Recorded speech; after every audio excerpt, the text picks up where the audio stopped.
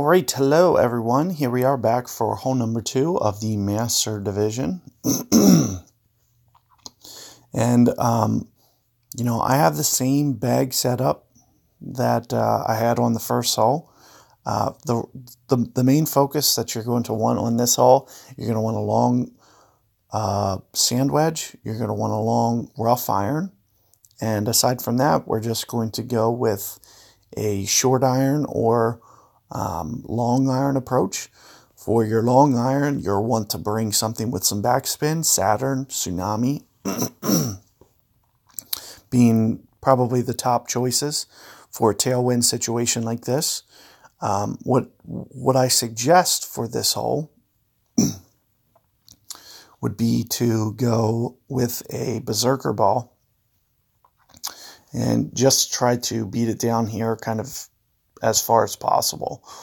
This is going to be, the best way to go about it. And I'm going to take off a little bit of topspin.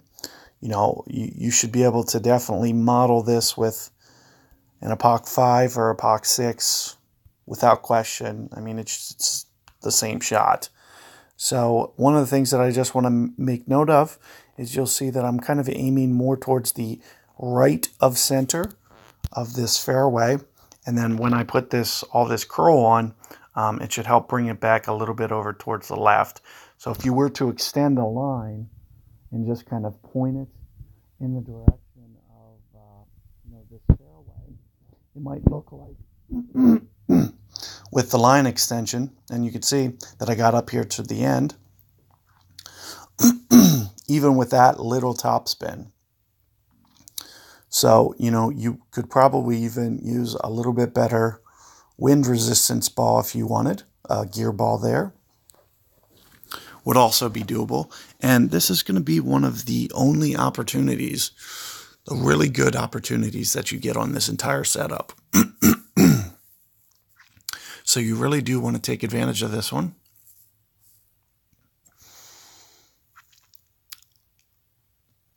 And, you can see my opponent here in the sand, and you can see that with the way that the wind is set up, it's going to be very favorable for guys who make mistakes. So, yet another reason that, this setup is going to be very, very fair and manageable. So there's a couple ways we can do this. Of course, getting up to this end bringer is really not that favorable. This actually makes for a very, very challenging pitch.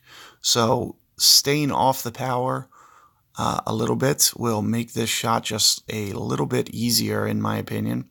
And you can see kind of the way that I'm doing it with, I'm going to try to play this hill just a tiny bit. In terms of a ring adjustment, I'm thinking somewhere maybe about 12 rings in this case.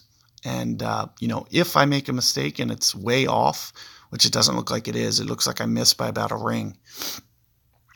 And, one of the things that I kind of did there is I tried to avoid a lot of that slope, that downslope.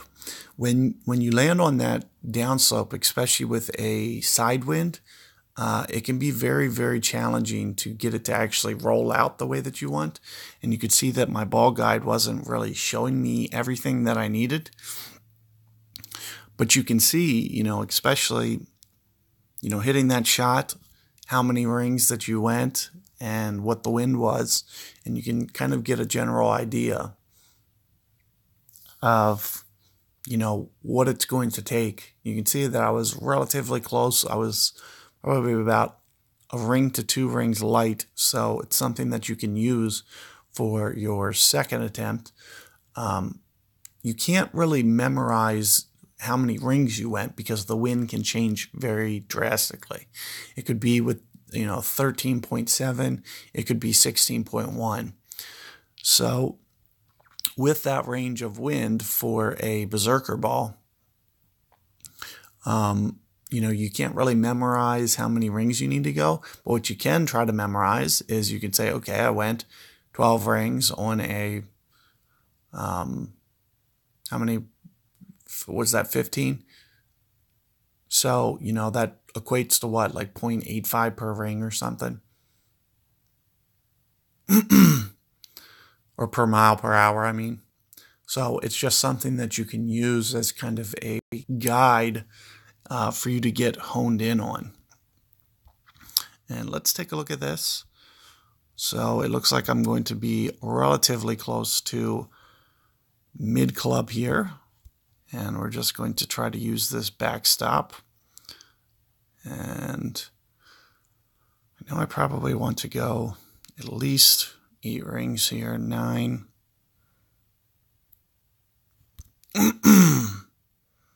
1.5 per ring or so. See if I can get much better timing this time around. Looks like I still missed. It looks like it's going to cost me. I probably needed maybe 1.4 per ring, but I also, the great ball there took me out of that one. So definitely, I mean, you can see me playing this shot. One of the reasons that I'm actually going through the motions and actually doing it is just so when we actually get to the hole, I have a good idea of the ring play that I want to do. So that's one of the main reasons that you see me doing the shootouts right now. But, good luck with that second hole, guys. I'm going to give you, some multiple revisions there. There's going to be a lot of ways to get down there. You could see that, distance wasn't anything that was really of any concern for me on that hole. So with that in mind, I expect you guys to definitely be able to get up there and get to short iron distance with pretty much any club that you could even think of.